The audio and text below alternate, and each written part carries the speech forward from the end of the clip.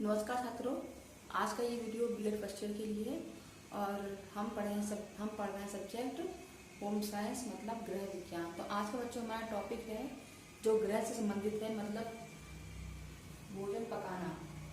जो भोजन पकाना वाला जो टॉपिक है बच्चों, ये भी गृह विज्ञान में एक विशेष मतलब पॉइंट है, विशेष टॉपिक है, जिस पे भी आज हम चर्चा करेंगे और जानेंगे कि क्या वैसे तो आप सब जानते हैं बच्चों कि भोजन पकाना एक आम प्रक्रिया है, लेकिन भोजन पकाने की प्रक्रिया में कितने प्रकार से हम भोजन पकाते हैं इसके बारे में हम आज जानेंगे कि भोजन पकाने की कौन कौन सी विधियां हैं या कितने वर्गों में इन्हें बांटा गया है।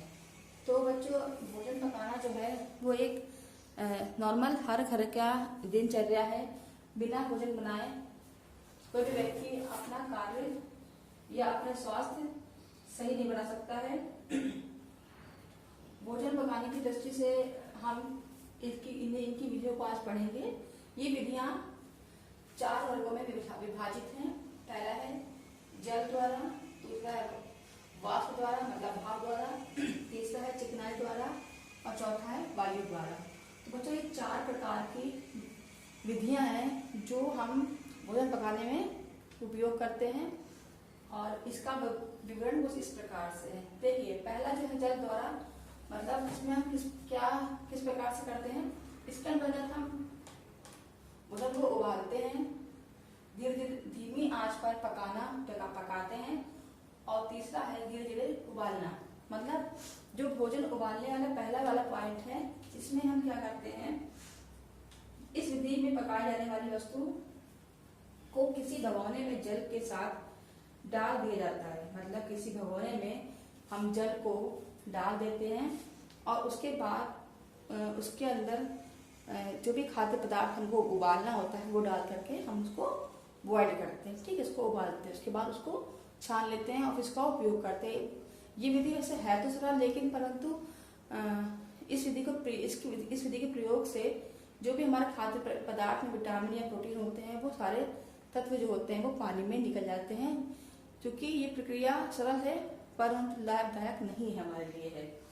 तो इस विधि में जब भी हम खाना पकाते हैं तो खाना जल्दी से गल जाता है। जैसे आलू, टमाटर, चने, तरह सूप आदि को पकाने में इस विधि का प्रयोग करते हैं। खाद्य पदार्थ का छिलका उतार कर नहीं उबालना चाहिए, क्योंकि ऐसा करने से उसके पौष्टिक तत्व पानी में निकल जाते हैं। मतलब उबालने वाली प्रक्रिया में जब भी कोई चीज को उबालते हैं तो उसको उबालते समय हमें उसका छिलका, जो भी खाद्य पदार्थ हम उबालने वाले हैं उसका छिलका जो है वो हमें नहीं निकालना चाहिए, जिसकी कि उबालने से इसके जो पौष्टिक तत्व होते हैं, जो विटामिन होते हैं, जो भी चीजें हैं वो सब पानी में निकल आती हैं।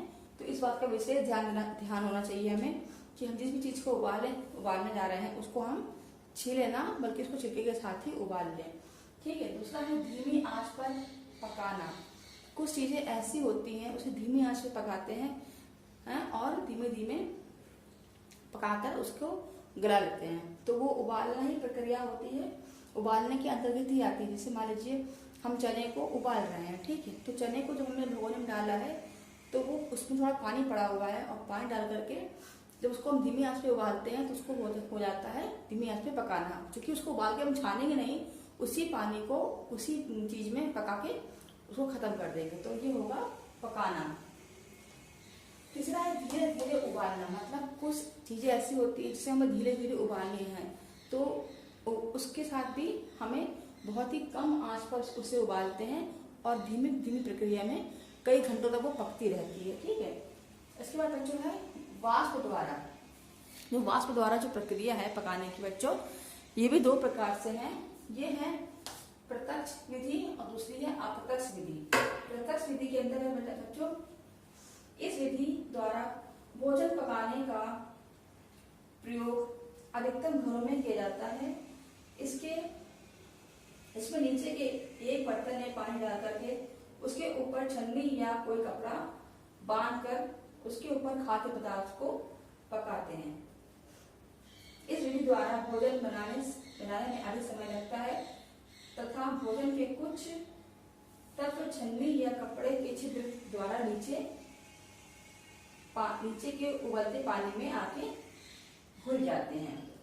मतलब जब भी हम प्रकाश विधि में कुछ चीज पकाते हैं तो क्या होता है, हम भगोने में भाप द्वारा, मतलब जब भी हम भगोना गैस पे रखते हैं, आग पे रखते हैं, उसमें थोड़ा पानी होता है और उसके ऊपर एक कपड़ा या छन्नी को बांध देते हैं या रख देते हैं।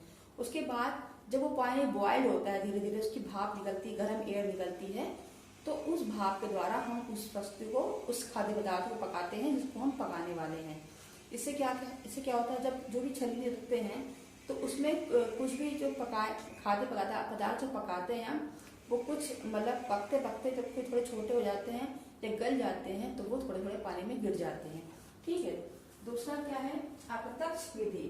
इस विधि द्वारा भोजन पकाने के लिए वाष्प बनाने हेतु अधिक पानी की आवश्यकता नहीं होती। जिस बर्तन में खाद्य पदार्थ पकाया जाता है, जिससे बर्तन में उपस्थित पानी की वाष्प बाहर नहीं निकल पाती और खाद्य पदार्थ उसी भाप द्वारा दबाव में गल जाता है। इस विधि द्वारा पकाए जाने वाले खाद्य पदार्थ का समय भिन्न भिन्न होता है। इस विधि द्वारा भोजन बनाने के बर्तन का उदाहरण प्रेशर कुकर है, जो कि आप जानते हैं कि आज के समय में हर घर में कुकर का इस्तेमाल होता है। तो प्रेशर कुकर में क्या होता है, जब कुकर में हम खाद्य पदार्थ रख देते हैं, पकाते हैं, तो उसमें पानी भी होता है और भाप के द्वारा वो जल्दी से गल जाता है। इसका समय कम भी होता है, ज़्यादा भी होता है। कुछ चीज़ें ऐसी होती है जो बहुत देर में गलती होती है, वो सख्त होती हैं तो वो देर में गलती हैं, और कुछ चीज़ें सॉफ्ट होती है। चावल हम पका रहे हैं कुकर में तो वो एक ही सीटी में बन जाता है, तो ये हो जाता है अप्रत्यक्ष। दिखता नहीं है कि हमें कितनी भाप दिख रही है या कितना पानी, हमने बार बार चेक नहीं कर पाते कि पानी बचा है या नहीं बचा है। उसमें एक ही बार में हम कुकर में सामान रख देते हैं, वो पक जाता है। तो इसको, इस विधि को बोलते हैं अप्रत्यक्ष विधि। तीसरा है जो चिकनाई द्वारा पकाना। अब इसकी भी 3 पॉइंट है। पहला है तलने की उथली विधि। मतलब तलने की उथली विधि मतलब कम तेल में जो भी चीज पकाई जाती है उसको बोलते हैं उथली विधि। जैसे मान लीजिए हम कोई चीज बना रहे, तवे पे मतलब बनाते हैं, तो जैसे डोसा हो गया, चिल्ला हो गया, है ना, इन सब चीजों को हम बहुत ही कम ऑयल बनाते हैं, बहुत ही कम चिकनाई में बनाते हैं, तो इसको बोलते हैं उथली विधि। मतलब 1 या 2 बूंद ड्रॉप से हम इस चीज को पका लेते हैं और ये टेस्टी बनती है। फिर दूसरा पॉइंट है तलने की गहरी विधि। तलने की गहरी विधि में बच्चों, मान लीजिए इसमें क्या होता है, हम कढ़ाई को आग पर रख देते हैं, उसमें अधिक ऑयल डालते हैं और फिर उसमें जो चीज़ तलते हैं, जैसे पूड़ी हो गया, समोसा हो गया, है ना, जो चीज़ तलते हैं वो हो गई है तलने की गहरी विधि। मतलब अधिक तेल में पकाने वाली चीज़ों को हम बोलते हैं तलने की गहरी विधि। उसके बाद बच्चों है हमारा दूसरा पॉइंट तलने की सूक्ष्म विधि। इस विधि से केवल कुछ विशेष प्रकार की खाद्य सामग्री ही पकाई जाती है। इस विधि से तलने के लिए किसी प्रकार की घी या चिकनाई का प्रयोग नहीं किया जाता है। कुछ खाद्य सामग्री ऐसी होती हैं जिससे स्वतः ही ताप पाकर चिकनाई निकलती है, खाद्य सामग्री शीघ्र पक जाती है। अब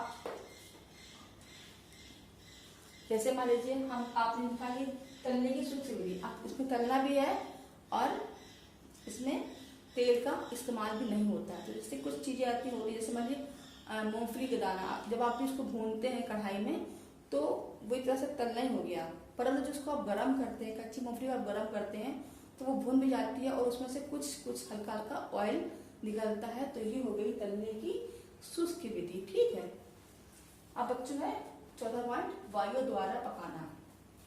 ये विधि बहुत ही कम लोग इस्तेमाल करते हैं। वायु द्वारा पकाना मतलब जैसे मान लीजिए आजकल के समय में माइक्रोवेव या माइक्रो ओवन का इस्तेमाल होता है, तो इसमें क्या होता है, इसमें जब भी माइक्रोवेव गर्म करते हैं आप, तो उसमें जो ना तो पानी होती है ना ही चिकनाई होती है। उसमें माइक्रोवेव का जो बिजली द्वारा जो गर्म करते हैं उसमें उसके आसपास एक गर्म हीट बन जाती है, गर्म भाप बन जाती है, उसके द्वारा जो भी चीज़ पकाई जाती है उसको बोलते हैं वायु द्वारा पकाना। तो बच्चों ये हमारा आज का टॉपिक था। आई होप समझ में आया होगा आपको। तो नोट डाउन करते रहिए, पढ़ते रहिए, फिर फिर मिलेंगे नेक्स्ट वीडियो में नेक्स्ट टॉपिक के साथ। धन्यवाद।